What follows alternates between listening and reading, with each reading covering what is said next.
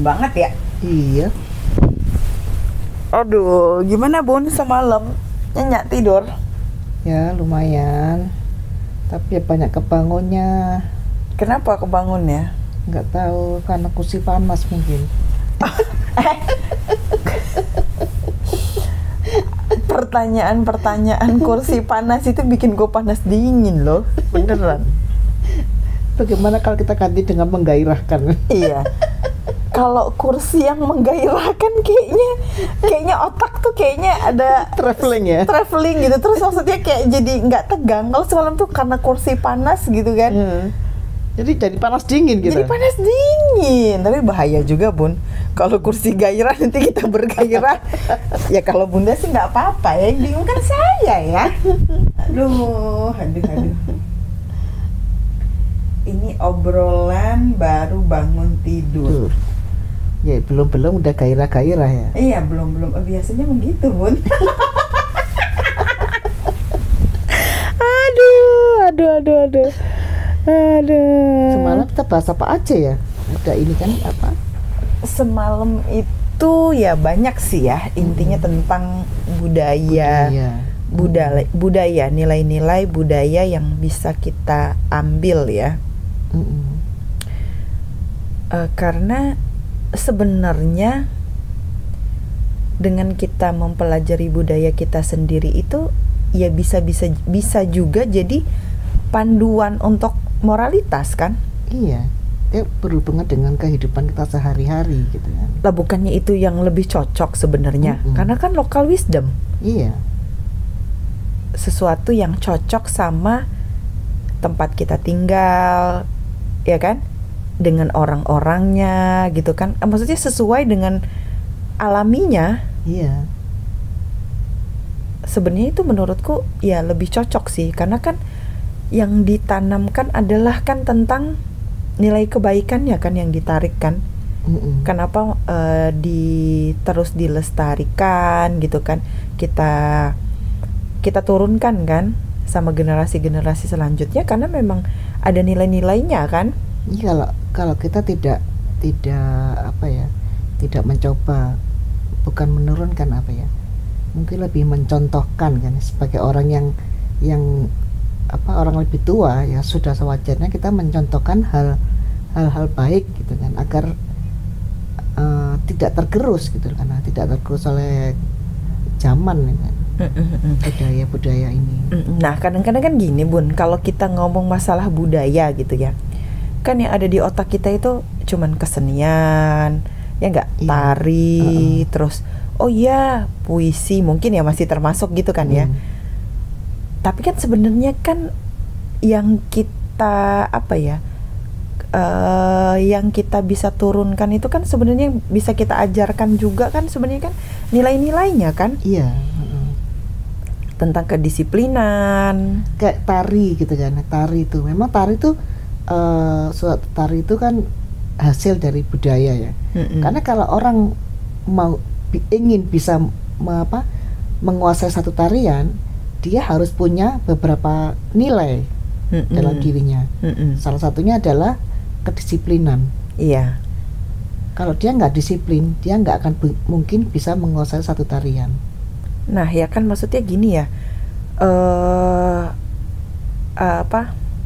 produknya memang tarian, tapi kan nilai-nilainya itu ada kedisiplinan, ada ketelitian kan, ya terus ya dan lain-lainnya kan. Terus kalau tarian itu apa ya, artinya kan ada pelatih, ada yang dilatih. Ada yang dilatih. Kalau tidak ada kerjasama antar keduanya, ya nggak akan bisa terjadi. Iya.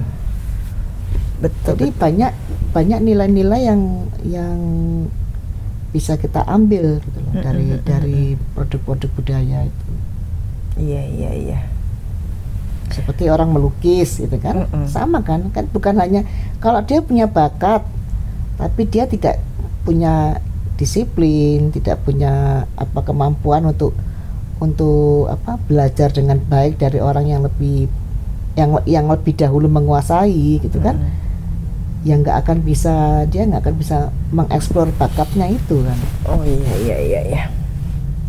Tentu harus ada kerjasama antara yang mau belajar dan yang ngajarin juga ya. Coba aja kalau gurunya galak gitu kan, bentak-bentak, ya mana ada murid yang bertahan gitu kan. Iya. Atau sebaliknya, gurunya baik tapi muridnya tukang tidur, nggak mau belajar, tidur aja gitu. Kayak gua dong. Ini aja gua masih ngantuk.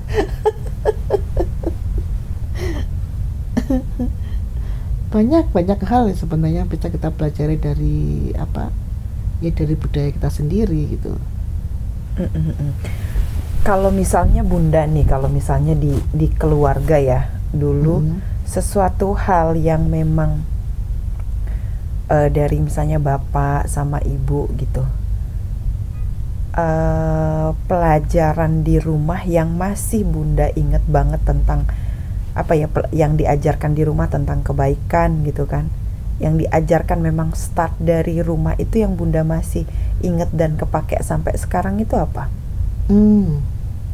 Ada beberapa hal yang mungkin seharusnya sering kita praktekkan di keseharian kita itu adalah mengucapkan terima kasih. Ya, jadi almarhum ibu Bunda dulu itu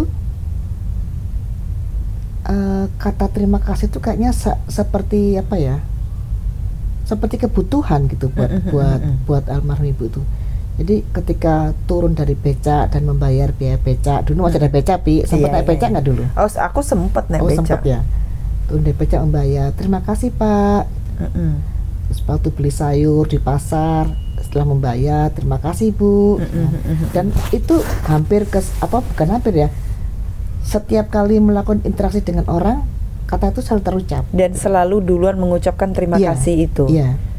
Ya Bunda kan heran ya, waktu Bunda masih kecil kan heran. Lah, ibu yang bayar kok ibu yang bilang terima kasih gitu. Iya. Kan harusnya yang dibayar, yang dapat duit yang bilang terima kasih gitu. Ya karena pada saat itu Bunda masih kecil ya, berpikirnya loh, kan ibu kan yang belanja, ibu kan yang ngasih uang sama dia, kok ibu yang bilang terima kasih duluan. Nah itu makanya kayak namanya pertanyaan anak-anak ya. Iya, begini heran aja gitu kan. Nah pada saat itu jawaban ibu apa Bun? Waktu itu jawaban ibu udah gini, ibu memberi, bukan langsung menjawab kenapa ya, tapi ibu mengatakan begini, Dita kalau dari sekolah pulang sekolah jalan kaki gimana? Capek Bu. Kalau naik becak enggak. Jadi sebenarnya yang ditolong itu siapa? Oh, ilustrasi beliau begitu ya. Iya, Terus kalau beli sayur, ya kan sayurnya dekat rumah. Bayangkan kalau kita mesti ke pasar. Waktu itu kan pasar masih jauh banget jaraknya ya zaman dulu. Ke pasar butuh apa kita ke sana? Butuh kendaraan lagi. Berapa lama? Ya lama Bu, karena jauh, bolak-balik gitu kan. Nah, jadi sebenarnya yang ditolong siapa? Nah, di situ tuh Bunda kayak iya ya. Jadi ini maksudnya jadi berini ya Bunda ya, maksudnya jadi berpikir gitu maksudnya, jadi kayak di kepala loh, menurutku begini gitu kan, tapi kok ternyata kok bener gitu. Iya, jadi terus Bunda tuh langsung pikiran kan langsung traveling kan, membayangkan semua saat ibu mengucapkan terima kasih kan ke orang-orang gitu. Dengan ilustrasi yang diberikan ibu gitu, akhirnya bener, oh iya ya gitu. Ya karena ya beliau, ya menurut beliau, di pemahaman beliau itu justru orang-orang yang tadi diucapkan terima kasih duluan, atau misalnya kayak misalnya anggap tukang becak, justru bukan tukang becak loh yang butuh kita, tapi kita yang butuh tukang becak. Makanya beliau memutuskan untuk berterima kasih duluan, karena yang terbantu kan sebenarnya kita. Iya, keren sih itu, pemahaman yang keren. Ketika kita memahami itu, justru kita merasa sangat berterima kasih kepada orang lain gitu ya. Dan itu itu parenting yang dicontohkan ya Bun ya. Itu namanya apa ya kalau dalam dunia parenting, entah apalah ya. Pokoknya yang penting yang penting kan emang contoh tuh lebih baik daripada segala teori kan. Iya. Dan jawaban ibu, kalau waktu itu ibu cuma bilang gini misalnya, ya iyalah gitu kan, perlu banget untuk bilang terima kasih, itu nggak akan membuka pikiran bunda kan, nggak akan membuka wawasan bunda kan. Tapi dengan ilustrasi seperti itu, bunda jadi terbayang, oh iya ya. Seperti apa makan ya, ibu kan selalu mengajarkan ambil secukupnya, kalau kamu nggak kalau kamu masih kurang tambahlah gitu kan, boleh tambah gitu kan. Nah bunda waktu itu ngambil gitu kan, ya biasalah masih ngerasa lapar banget, ngambil banyak, nggak habis gitu kan. Nah ketika nggak habis, ibu tuh marah nggak, cuman bercerita gitu kan, menceritakan bagaimana keberadaan nasi itu bisa sampai di atas meja, sampai di atas meja ya. Dari mulai petani, dari mulai ini kan sampai mengerjakan itu loh, Vi. Dikerjakan, dipanen, di ini semua sampai akhirnya sampai di situ perjalanan itu. Sejak itu tuh bunda jadinya mau meninggalkan nasi dalam piring itu rasanya gimana gitu. Iya ya, itu menurutku sih contoh parenting yang keren ya. Artinya dia tidak menyalahkan anaknya, misalnya, kok kamu nggak dihabisin nasinya, gitu kan? Nggak marah, tapi malah mengajak kita untuk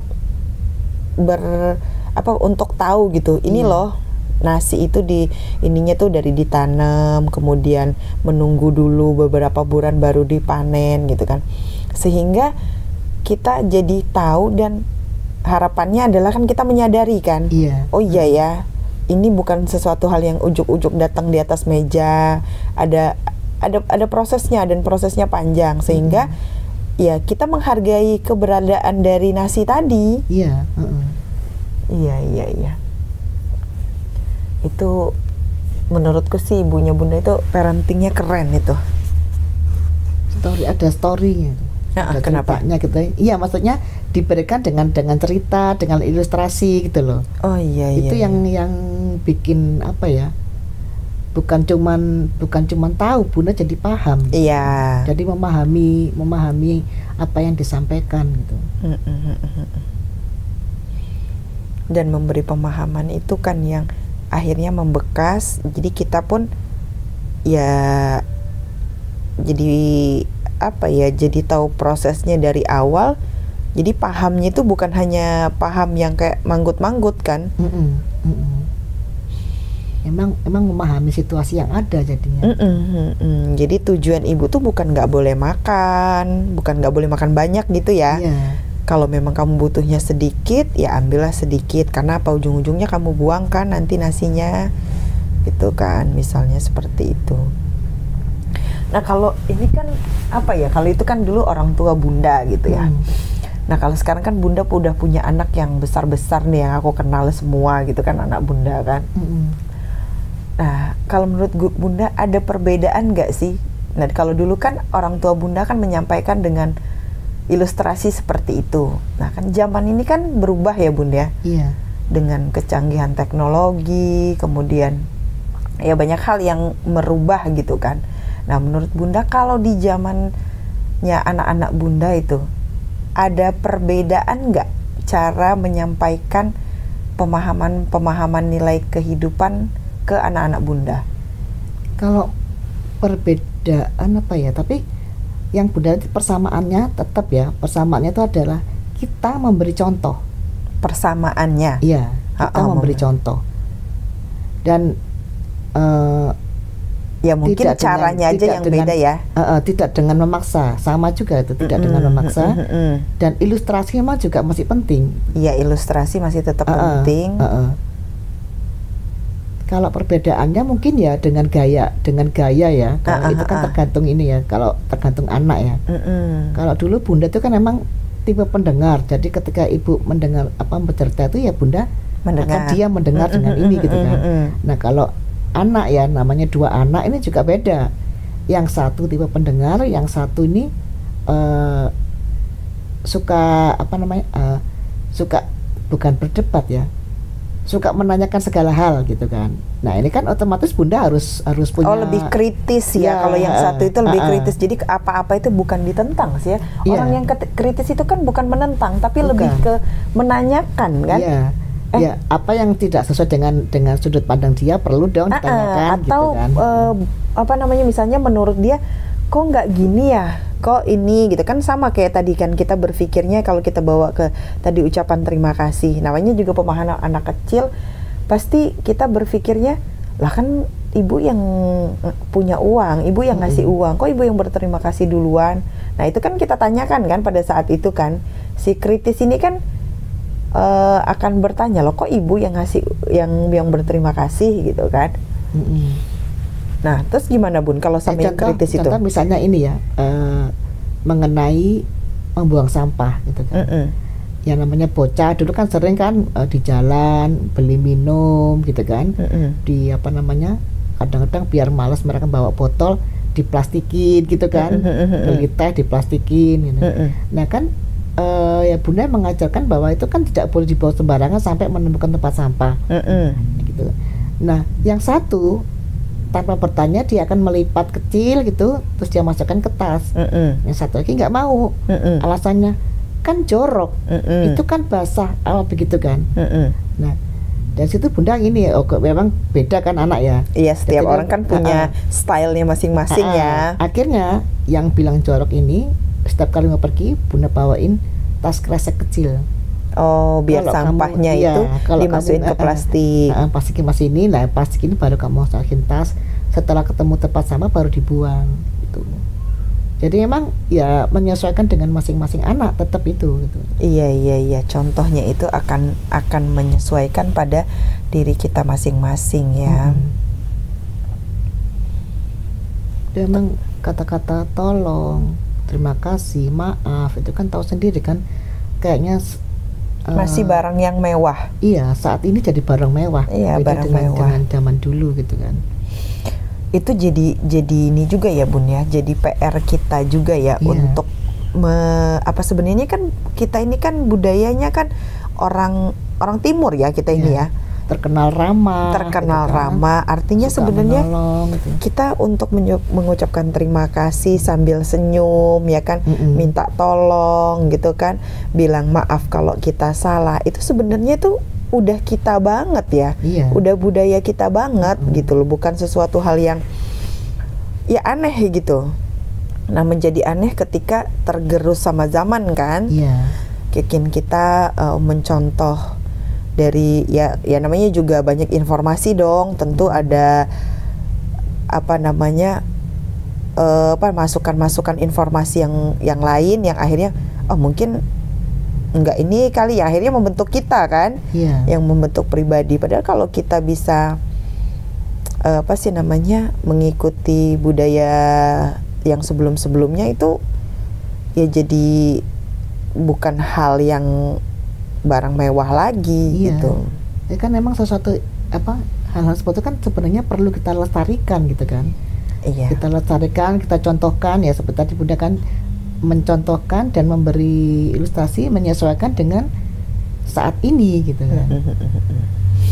Nah, kalau itu kan tentang contoh-contoh kebiasaan, membiasakan hal-hal yang baik gitu kan di rumah gitu ya Bunda. Kalau misalnya ini ke hal yang lebih privacy nih, kalau misalnya kalau untuk agama sendiri, Bunda tuh kayak gimana sih sama anak-anak? Maksudnya mencontohkan juga atau lebih menarik ke value dari agama tersebut? Pertama tentu mencontohkan ya, sesuai dengan mestinya kan sesuai dengan perkembangan Bunda sendiri gitu kan. Ya Bunda mencontohkan. Cuman tetap dengan memberi memberi nilai yang ada gitu, seperti puasa gitu kan. Ya Bunda tidak hanya kamu memaksa harus puasa, gitu, kamu harus puasa gitu. Tapi Bunda menunjukkan bahwa sebenarnya kita loh yang butuh puasa itu untuk tubuh kita sendiri gitu. Jadi dengan kalau kita merasa ada kebutuhan, otomatis kan kita melakukan dengan sadar, dengan sukacita gitu kan. Dan intinya kan cuma sebenarnya Bunda mengenalkan bahwa itu adalah salah satu detox tubuh gitu. Setelah 11 bulan makan apa aja, apa salahnya sih beberapa jam kita memberi jeda, kita memberi ruang untuk pencernaan kita, istirahat gitu kan istilahnya. Jadi otomatis pada saat berbuka pun ya Bunda nggak memberi pemahaman ya, jangan terus kayak balas dendam gitu kan. Iya. Semua dimakan, semua dibeli, semua dimasukkan gitu kan, dimasukkan ke mulut lagi, itu apa bedanya? Kapan istirahatnya itu pencernaan gitu. Iya. Jadi lebih ke nilai-nilai seperti itu yang sambil diberikan informasi yang sesuai sama ya anak zaman sekarang kan, Bu. Anak zaman sekarang itu kan tadi balik lagi, mereka lebih kritis. Misalnya tadi kan soal puasa gitu, pasti kan pertanyaannya, kenapa sih aku harus puasa? Iya. Kenapa nggak boleh makan gitu kan? Siang kan butuh perlu beraktivitas, tapi kok malah nggak boleh makan kan gitu kan? Ya tentu ada pertanyaan itu kan. Gitu, memberikan pemahaman seperti itu kan anak-anak akan merasa butuh. Iya.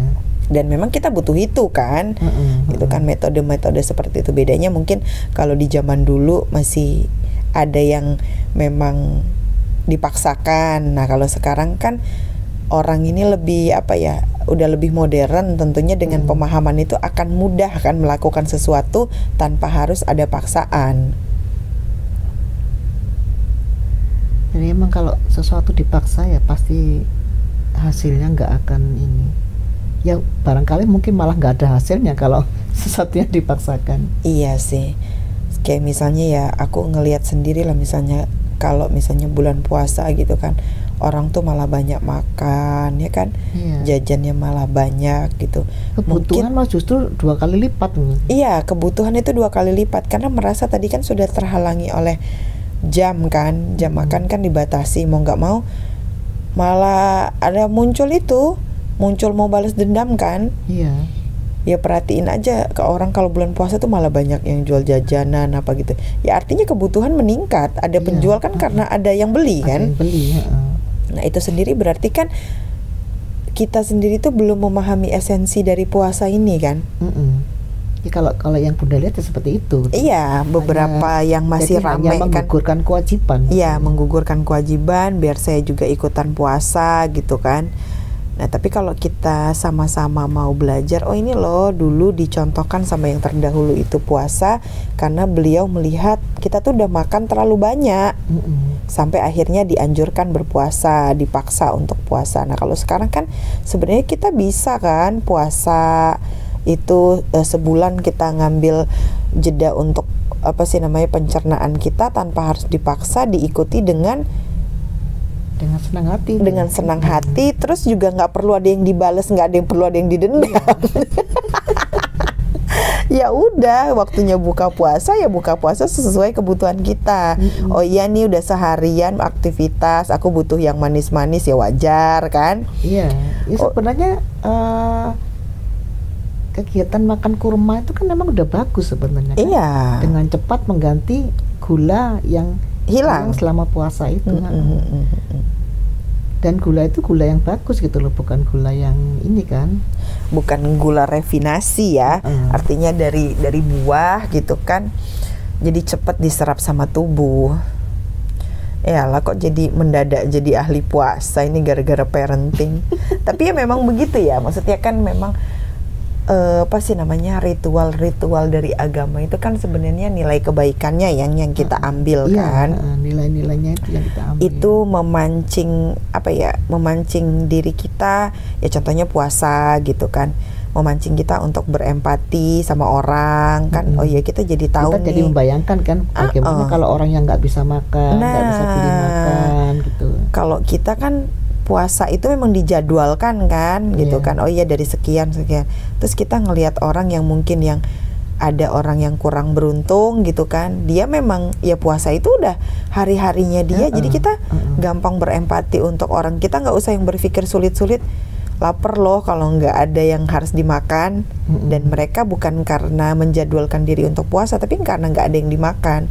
Jadi ya muncul nilai-nilai kita tuh dengan sendirinya gitu kan. Kalau nilai-nilai itu terbangkitkan ya balas dendam tuh nggak akan ada. Kita gini ya rasanya kalau nggak ada yang bisa dimakan gitu. Jadi kita ke sekitar kita lebih mudah berempati. Jadi nggak apa ya, kalau bahasa yang sering dulu aku dengar itu, jadi kita nggak jadi makhluk yang apatis. Iya.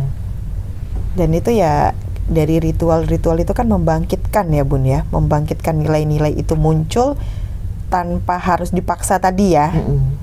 Dia muncul dengan sendirinya ya, tapi tetap kita harus sadar kalau itu adalah kebutuhan dari badan kita sendiri untuk kita sendiri. Jadi nggak ada yang perlu dibalas dan dendam ya. Tapi kayaknya aku perlu balas dendam tidur ini Bun, karena mataku masih kereyap. Itu kan juga kebutuhan. Oh ya, kebutuhan badan. Oh, setuju aku. Jadi gimana kalau kita tidur lagi? Setuju ya kalau kita balas dendam tidur ya, karena kita semalam pulang konten itu sampai di sini tuh udah jam 11:30 ya. Lanjut ngobrol lagi karena kepala kita masih panas dan dingin. Gara-gara kursi panas. Nah, kursi panas itu adalah apa sih namanya, sesi terbaru di teman ngopi ya. Nah, itu adalah ini adalah sebuah gagasan baru dari apa sih namanya, TN, untuk mengundang orang-orang yang berani mengutarakan, berani bersuara. Iya, berani bersuara. Tapi ini balik lagi ya, bahwa TN ini adalah sarana untuk berbagi, untuk ya menjadi salah satu sudut pandang gitu ya Bun ya. Buat inian kan ya, sudut pandang ini kan banyak ya kan, kita memberikan satu sudut pandang yang ya tujuannya sebenarnya sama gitu loh, untuk membangkitkan nilai-nilai kebaikan di dalam diri kita kan. Jadi kadang kita kan nggak tahu bahwa ada kebaikan dari sisi lain gitu kan, kita bisa jadi kita belum tahu gitu kan. Iya, dan metode belajar orang-orang ini kan berbeda-beda ya Bun ya, setiap orang gitu. Ada yang memang cocoknya oh iya dengan mendengarkan, ada yang diberitahu langsung kan. Ya sekarang kan karena kita sudah di zaman yang sekarang ya, kita memberikan sudut pandangnya lewat channel teman ngopi ini. Nah, kayaknya ngomongnya udah mulai agak kereyep nih Bun. Gimana kalau kita beri jeda dulu, baru kita lanjut. Kita ngopi dulu ini. Kita ngopi dulu biar melek. Nah, yuk kita ngopi dulu.